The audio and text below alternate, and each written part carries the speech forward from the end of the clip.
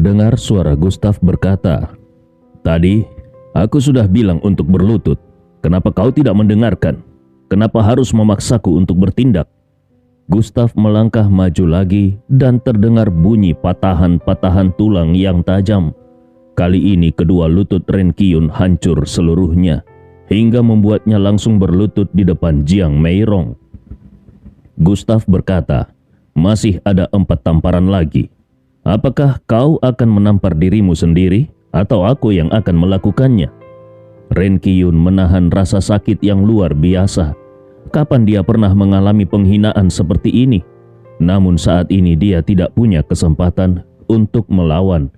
Dia teringat sesuatu dan menatap beberapa tetua di sekitarnya dengan dingin, lalu berkata, "Anak ini telah melakukan tindakan yang tidak bisa dimaafkan oleh surga dan bumi. Kenapa kalian tidak bertindak? Dengan kekuatan kalian, susun formasi pedang runtuh. Itu pasti bisa membunuhnya." Beberapa tetua sekte pedang runtuh mendengar ini dan tahu bahwa situasinya sudah di luar kendali. Satu-satunya cara adalah dengan menggunakan formasi besar pedang runtuh dari sekte pedang runtuh. Kekuatan dari formasi itu bisa menghancurkan segalanya. Ini juga satu-satunya cara untuk membunuh iblis di hadapan mereka. Ren Qiyun berteriak marah, bahkan memuntahkan seteguk darah esensinya dan melontarkannya. "Cepat! Dengan darah esensiku sebagai penuntun, kalau kalian tidak membunuh anak ini, dia juga tidak akan melepaskan kalian." Sesaat setelah darah esensi muncul, mata beberapa tetua sekte pedang runtuh menjadi serius. Tanpa ragu lagi, mereka segera membentuk segel dengan jari mereka. Pedang panjang di pinggang dan punggung mereka terangkat dan melayang di atas halaman besar keluarga Jiang. Beberapa orang memaksa setetes darah esensial keluar, yang kemudian bertabrakan dengan darah esensi Ren Qiyun. Dalam sekejap, sebuah bayangan pedang berwarna darah mulai terbentuk. Formasi pedang runtuh, langit bersatu membunuh ribuan orang dan membuka jalan formasi. Dengan kata-kata itu, seluruh halaman besar keluarga Jiang mulai bergetar, seolah-olah sebuah fenomena aneh akan turun ke dunia. Melihat pemandangan ini, mata Jiang Wentian melebar dan dia segera berseru, "Ini tidak baik. Ini adalah salah satu dari 10 formasi pembunuhan teratas milik sekte pedang runtuh. Gustav, berhati-hatilah." Kekuatan yang meledak dari formasi ini jauh melampaui Ren Qiyun. Yang lebih penting lagi, 3 tahun lalu Jiang Wentian menyaksikan beberapa tetua menggunakan formasi ini untuk membunuh seorang ahli yang berada di tahap alam perjalanan ilahi. Tidak perlu diragukan lagi, saat ini Gustav berada dalam masalah besar. Dia ingin membantu, tetapi tidak bisa mendekat. Formasi pedang runtuh membentuk badai angin yang langsung menyelimuti Gustav. Beberapa pedang dingin di udara penuh dengan niat membunuh yang mengerikan. Seolah-olah hanya dengan satu perintah, Gustav akan berubah menjadi kabut darah. Melihat ini, Ren Qiyun tidak peduli lagi dengan lukanya sendiri dan tertawa menyeramkan. "Gustav, aku harus mengakui kau sangat kuat. Tetapi bahkan sekalipun kau adalah langit di Tiongkok, tapi di Gunung Kunlun, kau hanya bisa berjuang di dasar. Kekuatan terbesar sekte pedang runtuh di Gunung Kunlun bukanlah niat pedang, melainkan formasi pedang. Di bawah formasi ini, bahkan ahli alam Yuan sejati pun akan menjadi jiwa yang mati. Apalagi formasi ini juga mengandung darah esensiku. Sekarang kau pasti mati. Setelah kau mati, ibumu dan semua orang di keluarga Jiang akan menemanimu ke liang kubur. Itulah akibat kalau kau menyinggung sekte pedang runtuh." Tawa jahatnya menggema di aula utama keluarga Jiang. Menurut Ren Qiyun dan beberapa tetua sekte pedang runtuh, Gustav sudah jatuh ke dalam situasi mati yang tidak terhindarkan. Tidak ada jalan keluar. Dengan begitu banyaknya ahli yang berkumpul dalam formasi pedang ini, siapa yang bisa menghentikannya? Namun saat ini, Gustav yang berada di dalam formasi tetap bersikap sangat tenang. melihat badai yang berkecamuk di sekelilingnya. Niat pedang mengunci dirinya dari segala arah, tetapi dia sama sekali tidak takut. Bahkan dia mengeluarkan sebatang rokok lagi dan menyalakannya. Sikapnya santai sekali. Dia memiliki warisan dari ilmu jimat dan sangat familiar dengan formasi di depannya. Jadi, dia tahu betul akan bahayanya. Tapi apa bedanya? Bagi orang lain, ini mungkin situasi kematian yang pasti. Tetapi bagi Gustav, ini hanyalah formasi yang tidak berguna. Suara Gustav terdengar dari tengah badai. "Sepertinya kau tidak berniat menampar dirimu sendiri." Wajah Renkyun berubah. Dia mendengus dingin. "Kematian sudah ada di depan matamu, tetapi kau masih berani bicara omong kosong. Aktifkan formasi dan bunuh dia." Niat pedang dalam badai yang tak terhitung jumlahnya meledak tiba-tiba. Cahaya dingin berkilau. Bayangan pedang memenuhi langit. Kekuatan pedang yang mematikan berputar dan angin pedang meraung. Saat itu, halaman besar keluarga Jiang menjadi lautan api dan pisau. Badai itu adalah tempat yang paling dekat dengan neraka. Suara siulan tajam terus terdengar, kadang disertai dengan suara benturan pedang yang jernih. Renkyun dan beberapa tetua lainnya menatap Gustav dan menemukan kalau pada saat ini Gustav sedang menutup matanya. Apakah Gustav menyerah? Mungkin dia menyadari betapa kecilnya dirinya di bawah formasi ini. Beberapa dari mereka tersenyum dingin. Mereka seolah-olah sudah melihat Gustav berubah menjadi kabut darah.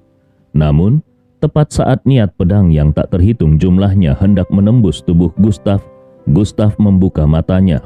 Gustav berteriak marah, "Formasi sampah seperti ini, hancurkan!"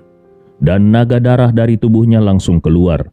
Melihat kemunculan bayangan naga darah, Renkyun dan beberapa tetua lainnya langsung panik. Naga ilahi keluar dari tubuh. Apakah anak ini benar-benar memiliki akar roh yang menentang langit? Di tengah kebingungan mereka melihat sesuatu lagi.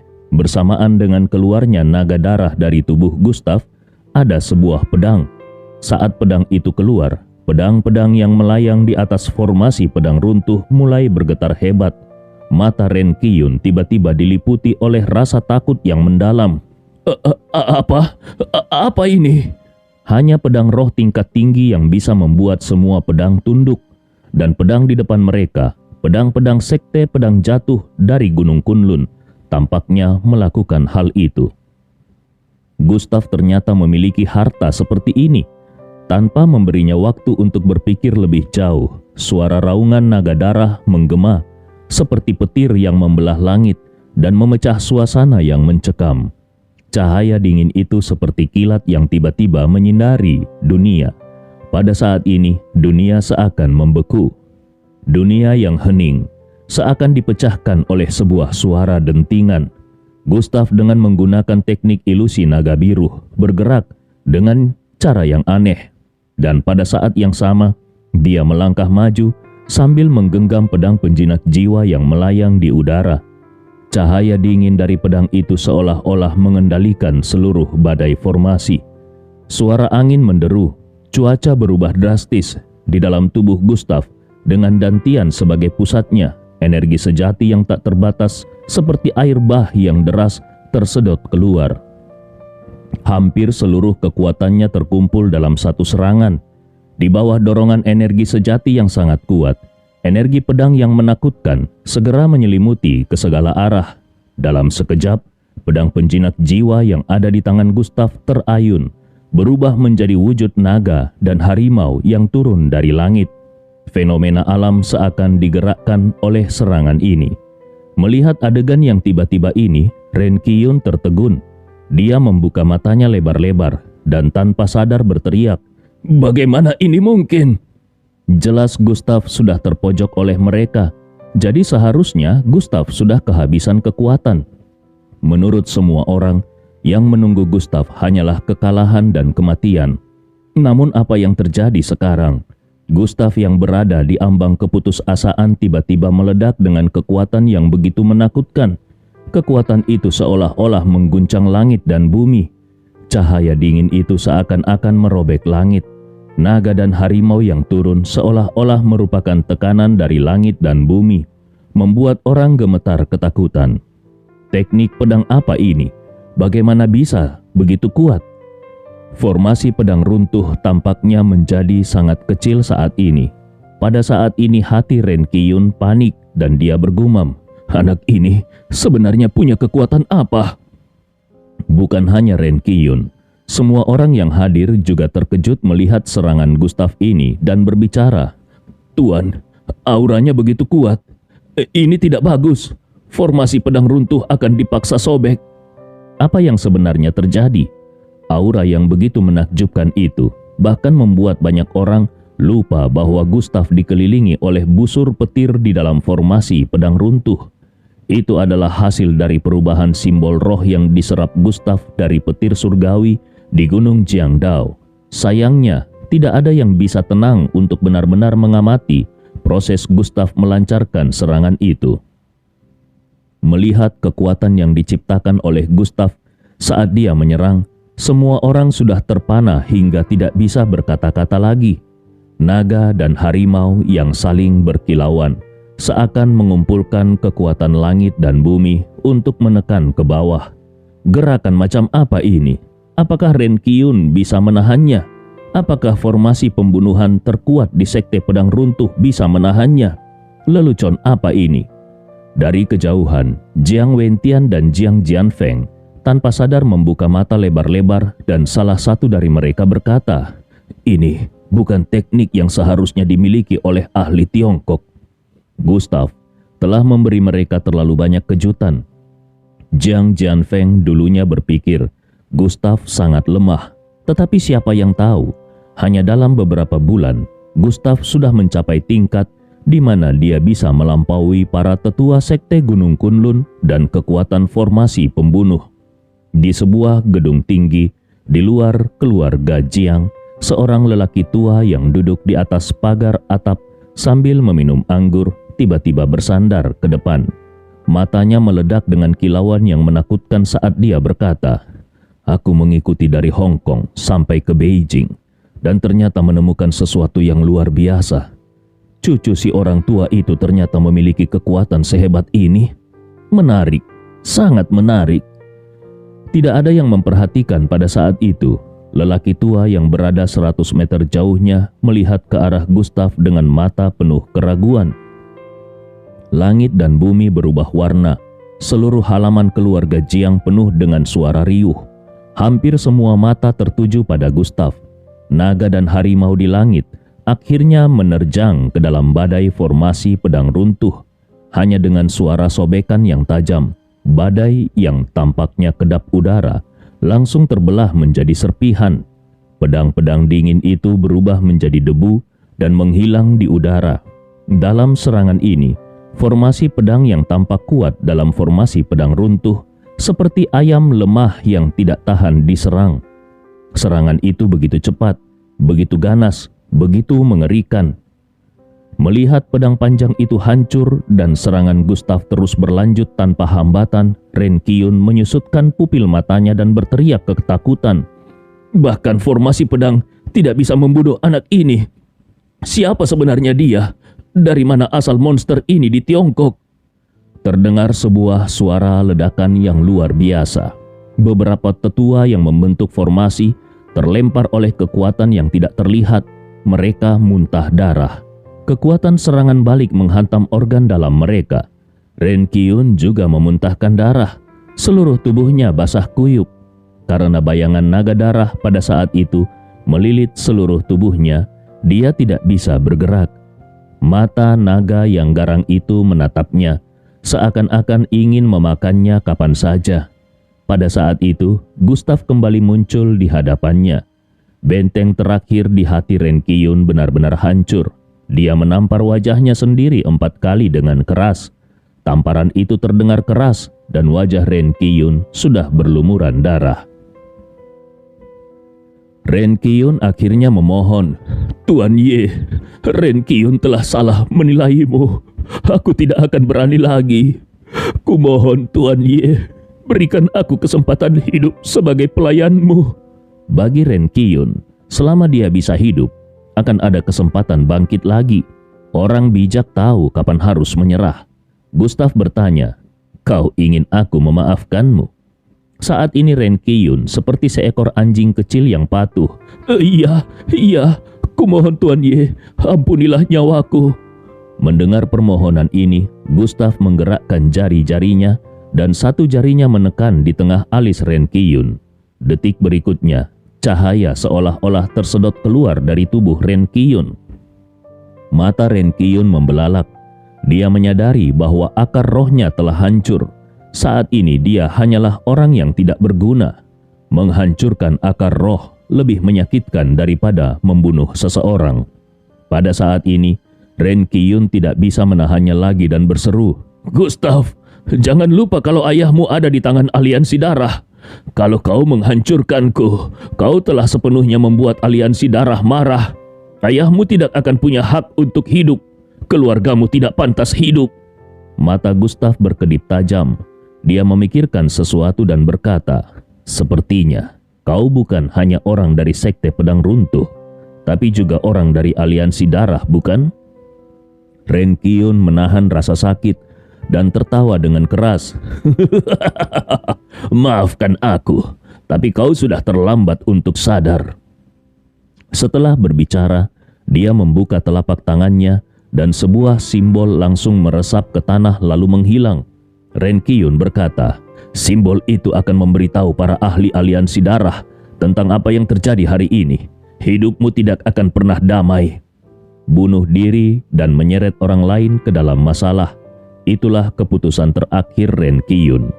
Mata Gustav berkedip dengan niat membunuh. Pedang penjinak jiwa bergerak. Cahaya pedang berkilau dan kepala Ren Qiyun yang kejam langsung menggelinding ke tanah. Darah pun memercik. Karena Ren Qiyun adalah orang aliansi darah, Gustav tidak mungkin membiarkannya hidup. Gustav memutuskan untuk langsung membunuhnya.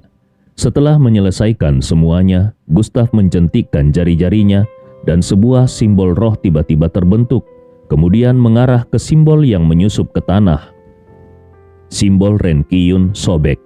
Setengahnya menghilang, setengahnya lagi benar-benar lenyap.